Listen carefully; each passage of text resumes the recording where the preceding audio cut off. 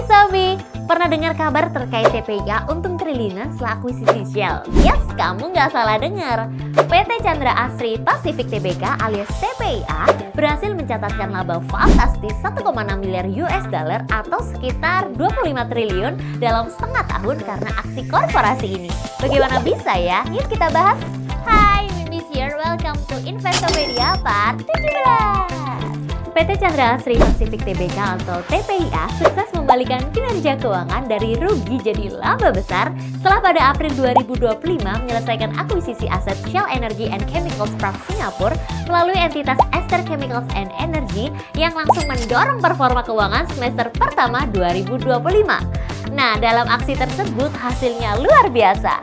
TPIA mencatat kenaikan laba bersih mencapai 1,6 miliar US dollar. Total aset pun ikut naik signifikan 88,7% jadi 10,7 miliar US dollar per 30 Juni 2025. Pendapatannya juga naik 236,2% ke 2,91 miliar US dollar. CDIA juga sukses IPO dengan perolehan dana segar sekitar 2,4 triliun. Kombinasi ekspansi dan akuisisi ini bikin TPIA makin solid, nggak cuma di sektor kimia tapi juga energi dan infrastruktur. Nah, biar makin paham, kita perlu tahu dulu apa sih akuisisi aset itu? Akuisisi aset adalah ketika sebuah perusahaan membeli aset tertentu milik perusahaan lain, seperti pabrik, mesin, atau sistem operasional, tapi nggak mengambil alih perusahaannya secara penuh. Jadi bukan merger ya, tapi beli bagian-bagian strategis aja yang dibutuhkan.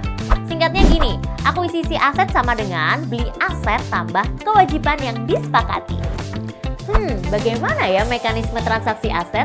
Nah, dalam transaksi seperti ini, pemilik lama itu masih punya perusahaan aslinya, tapi pembeli seperti TPIA tadi hanya mengambil aset strategisnya, seperti contohnya teknologi untuk efisiensi, merek dagang untuk memperkuat identitas bisnis, dan fasilitas produksi untuk memperluas kapasitas. Biasanya itu transaksi dilakukan dengan prinsip cash free, debt free.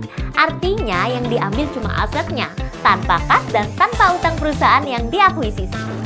Oke, buat investor, akuisisi aset bisa jadi sinyal positif, tapi tetap harus dianalisis dengan cermat ya. Yuk intip dampak akuisisi aset bagi investor saham melalui tabel berikut ini.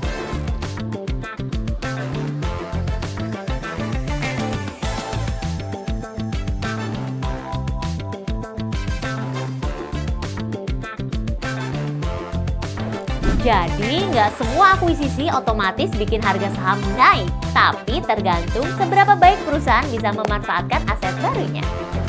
So, akuisisi aset seperti yang dilakukan TPIA ini membuktikan bahwa strategi bisnis yang tepat bisa ubah kerugian jadi keuntungan yang besar.